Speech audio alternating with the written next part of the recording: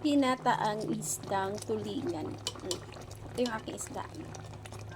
Yummy yan, guys. So, diba? With eggplant. So, diba? Creamy yan.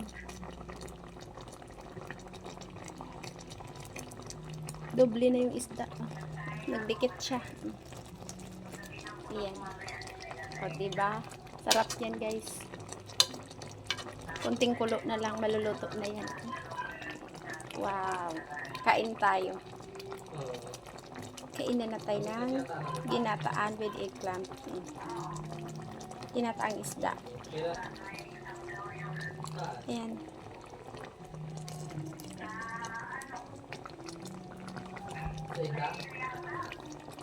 Ayan, sarap yan. Masama ka mo ni ate kasi maghapon mo.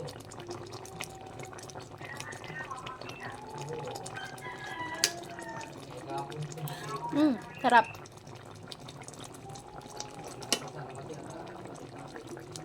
Yun lang po guys. Maraming salamat sa panood. Bye-bye. Kainan na.